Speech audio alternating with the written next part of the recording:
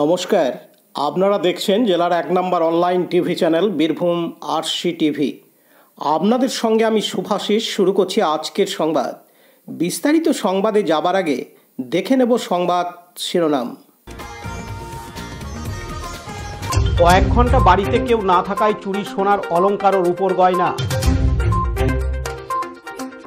জাতীয় কংগ্রেসের পক্ষ থেকে প্রতিবাদ সভা ও বিক্ষোভ বোলপুরে। অবৈধ চোলাই মৎস্য গ্রেপ্তার এক, পাইকোট থানার আমডোল গ্রামে।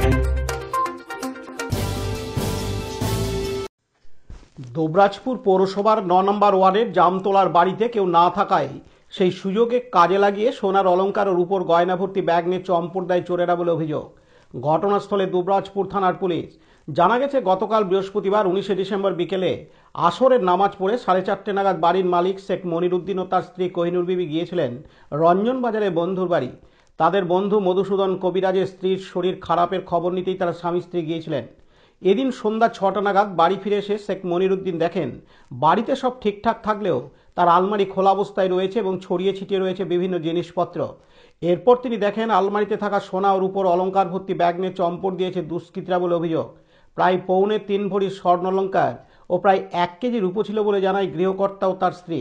এছাড়া আরও জানা গেছে, বাড়ির পাঁচিল পেরিয়ে বাড়ির উপরতলায় কনস্ট্রাকশনের কাজ চলায় উপরের খোলা জানলা দিয়ে চোরেরা প্রবেশ করে এবং সিঁড়ি দিয়ে নিচে নেমে আসে। শুধু তাই নয়, যে ঘরটিতে সোনা রূপোর অলংকার ভর্তি ব্যাগ আলমারিতে রয়েছে, শুধু সেই ঘরটি খোলে চোরেরা। পাশের অন্য কোনো ঘরে প্রবেশ করেনি চোরেরা। খবর পেয়ে তড়িঘড়ি ঘটনাস্থলে যায় দুবরাজপুর থানার ওসি আফরোজ হোসেন। সব দিক তিনি ঘুরে দেখেন। শুরু হয়েছে চুরির তদন্ত। এদিন বাড়ির মালিক শেখ মনিরুদ্দিন জানান, আমরা মোটামুটি 4:30টার সময় একজনের শরীর খারাপ ছিল, তাকে দেখতে গিয়েছিলাম। এবারে মোটামুটি 6:15 এরকম, 6:05-10 এরকম ঘর ঢুকলাম। দেখছি তো এইসব চারিদিকে ভাঙা ভুঙো রয়েছে। এসে পরে দেখছি তো সোনা আর যে রূপার যে রয়েছে ওই ব্যাগটাই নাই। আর যে সব ওলো কথালে করে সব করে গেছে। চাবি ওর উপরে ছিল ইয়াতে রাখা, খুঁজি সব এই যে তালা, হ্যাঁ, এই চাবি খুলেছে, চলে গেছে। কি গেছে ধরলেন 3.5 ভরির মতো সোনা বটে, 3 ভরি এরকম। ওই গলার হার ছিল, কানের দুল ছিল, তারপরে নাকের ছিল, আংটি ছিল, ফলার ছিল, বুঝলেন। আর রূপো প্রায় ওই 1 কেজির মতো। আমরা তো বলছি যে ওপর থেকে ঢুকেছে, কেন যেহেতু আমরা বাইরের দরজা লাগিয়ে গিয়েছিলাম, তালা যেমন আমরা সেরকমই আছে, ওই উপর থেকে ঢুকেছে। পুলিশ কি এসেছিল? পুলিশ ওই বড়বাবু না কি বুঝে, বড়বাবু এসেছিল মনে হয়। আচ্ছা, ঠিক আছে। আপনার নামটা? আমার নাম শেখ মনিরুদ্দিন। অন্যদিকে মালিকের স্ত্রী কোহিনুর বিবি বলেন, ওই একজনের শরীর খারাপ, আসরে নামাজ পড়ে গেলাম, 4:30 বেরিয়েছি, 6টাতে ঘর ঢুকে গেছি, 6:30-6টার মধ্যে এসে দেখছি যে আমার দরজা খোলা থাকে, কিন্তু ওই দরজাটা লাগা ছিল বাইরে একটু দুটো দরজা নিয়ে এসে দেখছি তো আলমারির সব আমার খোলা, সব ছাতুর রয়েছে। আমাদের দেখি কি যে দেখি সোনাগুলা নাই, রূপগুলা ওই ব্যাগটা নিয়ে চলে গেছি। কি ছিল সোনার? সোনা ছিল, গলা ছিল, হাতের ছিল, আংটি ছিল, নাকের ছিল, কানের ছিল। মানে সোনার পরিমাণটা কত হবে? 2.5 ভরি, 3 ভরি। আর রূপো ছিল? রূপো মানে 1 কেজি হয়তো, মানে অনেক ছিল রূপো। আমার দুটো বাচ্চা সেই আমাদের মুসলমান পড়ে নিয়ে অনেক গেল, ছোট গাছ ছিল, তারপরে আমার অনেক ছিল, আমার প্রায় 20 ভরি রূপো ছিল আমার ছেলেদের। চোরেরা কি করে চুরি করলো? চোরেরা ওই উপর ধরে জানলা ফাঁকা আছে, এবার ওই উপরে যে পিছিয়ে আমার দরজা তো লাগা রয়েছে, আমি কি করে যাই। আলমারির চাবি কোথায় ছিল? আলমারি চাবি ওই পরে ছিল, একটা ছোট ভাত থাকে, ছোট ভাত করে এই চাবি খুলিয়েছে, ভাঙে নাই কিছু। আর এই কাপড় খাইলেছে, দলিলগুলো সব পরে নিচে তুলে দিচ্ছে, ফেলে দিচ্ছে। শুধুই কি গহনাগুলো নিয়েছে না অন্য কিছু? শুধু আমার রূপো আর সোনা নিয়েছে, আর কিছু নেই। যে রুমটাতে চুরি গেছে সেই রুমটা কি খোলা ছিল? হ্যাঁ, রুমটা খোলা ছিল। আপনি কত দূর গেছিলেন? আমি রঞ্জন বাজার। আত্মীয় বাড়ি? হ্যাঁ, হিন্দু বেটা মেল, আমাদের মেল ভাব আছে, শরীর খারাপ। কি নাম? ওর নাম মধুদা। আপনার নামটা? আমার নাম কোহিনুর বিবি। কোহিনুর বিবি। লালটু মুখার্জির report, Birbhum RC TV, Dubrajpur. এখন বিজ্ঞাপন বিরতি, ফিরে আসছি বিরতির পর। আরসি স্টাইল স্কুল ড্রেস এর বিপুল সম্ভার ও সামগ্রী একই ছাদের নিচে। এখানে যে কোনো স্কুল, কলেজ, বেসরকারি শিক্ষা প্রতিষ্ঠান, সিকিউরিটি গার্ড, কেটারিং এর ইউনিফর্মও তৈরি করা হয়। এখানে প্যান্ট, শার্ট, স্কার্ট, জুতো, মোজা, সোয়েটার, ব্লেজার, টুপি, বেল্ট, টাই, জলের বোতল, টিফিন বক্স ও অন্যান্য ইউনিফর্ম সেলাই ও সাপ্লাই করা হয়। এখানে নামি দামি কোম্পানির প্যান্ট, শার্ট, পাঞ্জাবি, পাজামার পিস ও থান কাপড় পাওয়া যায়, যেমন বিমল, রেমন্ডস, ডোনিয়ার, কেলভিন। এখানে গিফট আইটেম, আধুনিক ডিজাইনের কার্পেট, ডাইনিং কভার, পাপোশ, পর্দা ইত্যাদি পাওয়া যায়। বিশেষ প্রস্তাব, প্যান্ট, শার্ট, ব্লাউজ, চুড়িদার, সেলাই ও ফলস পার করা হয়। যোগাযোগ করুন 9883752306। ঠিকানা দুবরাজপুর, ফ্যাশন এক্সপ্রেসের পাশে।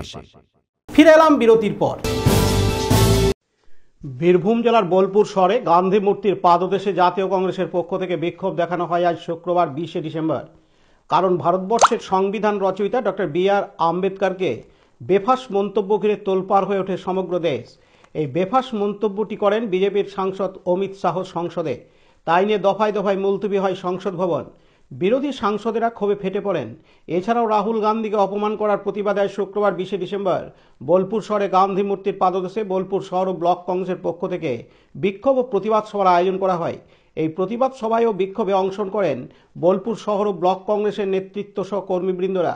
এদিন বোলপুর শহর কংগ্রেসের সভাপতি শিবকিঙ্কর শাহ তার বক্তব্যে জানান, প্রথম পার্লামেন্টে আমাদের সংবিধানের জনক আম্বেদকরকে বিজেপি অপমান করল। তার পরবর্তীকালে আমাদের পার্লামেন্টে প্রতিবাদ করার জন্য বিরোধী দলের নেতা রাহুল গান্ধী কালকে তাকে অ্যাসাল্ট করলো, তাকে অপমান করলো, তাকে ধাক্কাধাক্কি করে ফেলে দেওয়া হলো। এইভাবে এই সরকার চলছে, এই কেন্দ্রীয় সরকার। এরা ব্যাপারটা বলে রাহুল গান্ধী একটা বিরোধী দলের নেতা, তার সঙ্গে অপমান, এটা জাতীয় দলের সঙ্গে অপমান। পরবর্তীকালে আমাদের প্রদেশ কংগ্রেস সেখানে তারা আন্দোলন করেছিল।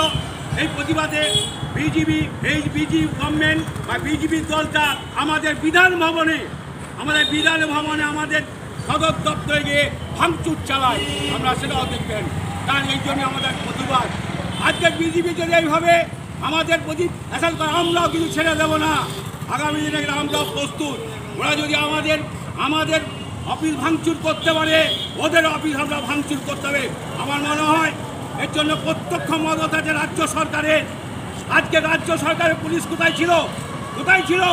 আজকে বিধান ভবন ভাঙচুর হলো। আজকে সেই বিধান ভবনে আজকে আমাদের মমতা ব্যানার্জি মুখ্যমন্ত্রী, উনি একদিন কংগ্রেস ছিলেন, উনার লজ্জা লাগা উচিত। আজ কংগ্রেস ভবন ভাঙচুর হলো, আর সেই পুলিশ কোথায় গেল? চলে গেল ভাঙচুর করতে, আর পুলিশের কোনো খবর নেই।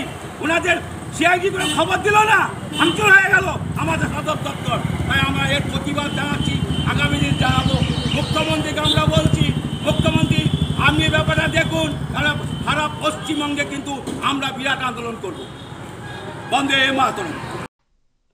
কাজী আমিরুল ইসলামের report, Birbhum RC TV, Bolpur. এখন বিজ্ঞাপন বিরতি, ফিরে আসছি বিরতির পর। দুবরাজপুর শ্রী শ্রী রামকৃষ্ণ আশ্রম পরিচালিত অভেদানন্দ সেবা মঙ্গল হাসপাতাল বীরভূম জেলার বুকে একটি অন্যতম সেরা চক্ষু হাসপাতাল। এখানে প্রত্যেক দিন স্বল্প মূল্যে অত্যাধুনিক যন্ত্রপাতির সাহায্যে অভিজ্ঞ চক্ষু বিশেষজ্ঞের দ্বারা চক্ষু পরীক্ষা ও চক্ষু ছানি অপারেশন, ফেকো মাইক্রো সার্জারি করা হয়। এছাড়াও এই হাসপাতালে অতি স্বল্প মূল্যে যাবতীয় পরীক্ষা নিরীক্ষা, যেমন রক্তের সমস্ত রকম পরীক্ষা, ইসিজি, ইউএসজি, থাইরয়েড পরীক্ষা করা হয়। এখানে অতি স্বল্প মূল্যে চশমাও তৈরি করা হয়। এছাড়াও এখানে প্রত্যেক দিন বিনামূল্যে অন্যান্য রোগেরও চিকিৎসা করা হয়। আমাদের আদর্শ শিব জ্ঞানে জীব সেবা।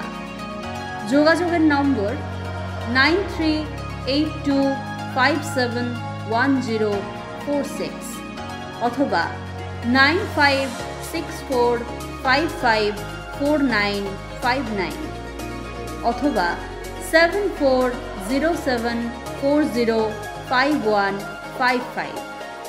ঠিকানা অভেদানন্দ সেবামঙ্গল হাসপাতাল, ওয়ার্ড নম্বর 4, দুবরাজপুর, বীরভূম। ফিরে এলাম বিরতির পর। বীরভূম জেলার মুরারই ও পাইকর থানার বিভিন্ন গ্রামে চলছে রমরমি অবৈধ চোলাই মদের কারবার। বীরভূম জেলার মধ্যে সবচেয়ে বেশি চোলাই মদ তৈরি ও বিক্রি করা হয় এই দুই থানার অধীনের বিভিন্ন গ্রামে, যাকে বলে মদ তৈরির কারখানা। মাঝে মধ্যে মুরারই ও পাইকর থানার পুলিশ বিভিন্ন গ্রামে হানা দেয় বটে, কিন্তু বন্ধ হয়নি অবৈধ চোলাই মদের কারবার। অবশ্য থেমে নেই মুরারই ও পাইকর থানার পুলিশ। পাইকর থানার পুলিশ গোপন সূত্রে খবর পেয়ে গতকাল বৃহস্পতিবার 19 ডিসেম্বর দুপুরবেলায় পাইকর থানার অন্তর্গত আমডোল গ্রামের পাশে মনসুবা বাঁধের কাছে অমিত শাহ নামে এক ব্যক্তিকে অবৈধ মদ বিক্রির অভিযোগে গ্রেপ্তার করে। জানা যায় অমিত শাহর বাড়ি মুরারই থানার অন্তর্গত ডুরিয়া গ্রামে। তাকে পাইকর থানার পুলিশ হাতে নাতে গ্রেপ্তার করে এবং তার কাছ থেকে অবৈধ 20 লিটার চোলাই মদ উদ্ধার করা হয়। আজ শুক্রবার 20 ডিসেম্বর পাইকর থানার পুলিশ তার বিরুদ্ধে চার্জশিট তৈরি করে রামপুরহাট মহকুমা আদালতে পাঠিয়ে দেয়। দীপু মিয়ার রিপোর্ট, বীরভূম RCTV, পাইকর। আজকের সংবাদ এই পর্যন্ত। পরবর্তী সংবাদের জন্য চোখ রাখুন বীরভূম RCTVর পর্দায়। নমস্কার।